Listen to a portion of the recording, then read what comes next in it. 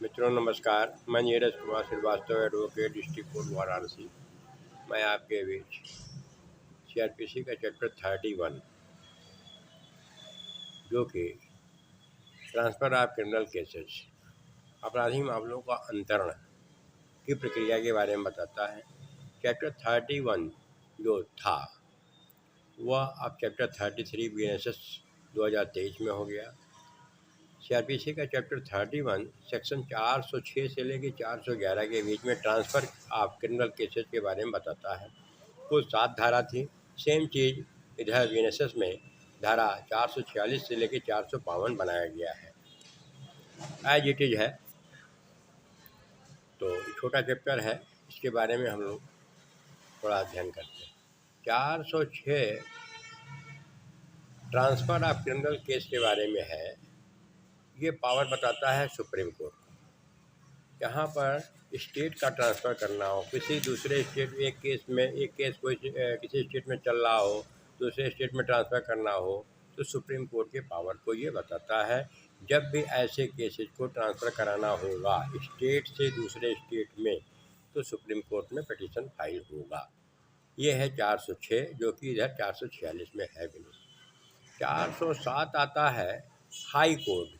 ज़िले में ही किसी ज़िले से दूसरे ज़िले में ट्रांसफ़र कराना है क्रिमिनल केस को, तो हाई कोर्ट को पावर है, वहाँ पिटीशन पड़ेगी 407 में।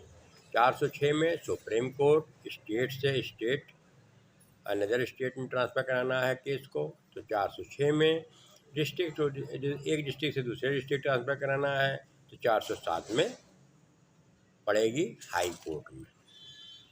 408 आता है जहाँ पर डिस्ट्रिक्ट के अंदर ही सेशन कोर्ट को पावर दिया गया है, डीजे को पावर दिया गया है, डिस्ट्रिक्ट जज को पावर दिया गया है कि एक कोर्ट से दूसरे कोर्ट अपने ही ज़िले के अधीनस्थ न्यायालयों में एडीजे की कोर्ट में कहीं चल रहा हो, एएसजे की कोर्ट में चल रहा हो मुकदमा, दूसरे कोर्ट में ट्रांसफ़र करने के लिए आपका पिटीशन फाइल होगा 408 में।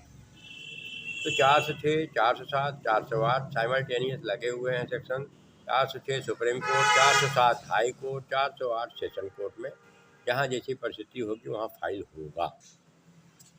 नेक्स्ट आता है 409, जहाँ पर सेशन न्यायाधीशों को पावर दिया गया है कि सीजीएम के यहाँ से अपने अधीनस्थ एडीजे के यहाँ से किसी भी केस को अपने यहाँ मंगवा सकते हैं, वापस कॉल कर सकते हैं सुनवाई के लिए, विचारने के लिए।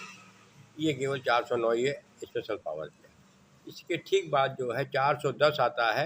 ये देता है सीजीएम को अपने अधीनस्थ एसीजीएम वगैरह हो, जेएम हो, कहीं भी नीचे की कोर्ट को सीजीएम को पावर देता है कि किसी कोर्ट से अपने केस को दूसरे कोर्ट में एक एसीजीएम कोर्ट में चल रहा हो, दूसरे एसीजीएम के यहाँ ट्रांसफ़र करने के लिए पिटीशन आता है, जेएम के यहाँ हो, कहीं भी ट्रांसफ़र करने का एक दूसरे कोर्ट को सीजीएम को पावर बताता है 410 सीआरपीसी में।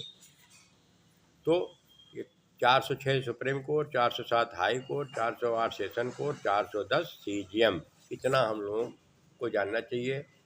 इसके बाद 409 तो एक स्पेशल बन गया बीच में, यहाँ पर फाइल को जो है वापस मंगाने का पावर दिया था, तो 410 तक हो गया। 411 में एग्जीक्यूटिव मजिस्ट्रेट इधर डीएम लेवल वाले जो कोर्ट हैं, एसडीएम है, एसीएम है, इन लोगों को का कि यहाँ चल रही फाइलों को डीएम यानी डिस्ट्रिक्ट मजिस्ट्रेट, कलेक्टर जिसको कहते हैं, सिविल का काम करे कलेक्टर, मजिस्ट्रेट का काम करे, क्रिमिनल काम करेगा तो मजिस्ट्रेट हो जाएगा। डीएम कलेक्टर किसी भी अपने अधीनस्थ कार्यपालक मजिस्ट्रेट के यहाँ चल रही फाइल को अपने यहाँ ट्रांसफ़र, अपने यहाँ मंगावे या दूसरे कोर्ट में आपस में दूसरे कोर्ट में ट्रांसफ़र करने को उसको पावर बताता है।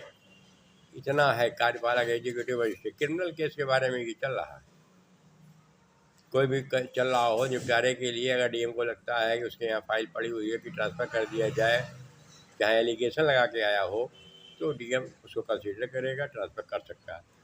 412 लास्ट सेक्शन आता है, क्योंकि यह बताता है कि 408 सेशन वाला, 409 फाइल वापस मंगाने वाला, कोई भी सुपीरियर कोर्ट जो है सेशन कोर्ट है अपने यहाँ मंगा रही है वापस फाइल को। 408, 409, 410 सीजीएम के बारे में जो बताया फिर आपका एग्जीक्यूटिव मजिस्ट्रेट 411 के बारे में बताया। ये सारी फाइलों को जब ट्रांसफ़र करेगा तो उसका स्पीकिंग ऑर्डर लिखवाएगा, रीज़न भी मेंशन करेगा कि क्यों ट्रांसफ़र किया जा रहा है। कुल मिलाकर के ये 7 सेक्शन जो है ट्रांसफ़र के बारे में था, जिसके बारे में हम लोगों ने चर्चा किया। मुझे लगता है कि इतनी छोटी सी जानकारी से आप लोगों का ज्ञानवर्धन अवश्य हुआ होगा। पुनः मैं किसी अन्य टॉपिक पर आप लोगों के बीच उपस्थित होऊंगा। तब तक के लिए धन्यवाद, नमस्कार।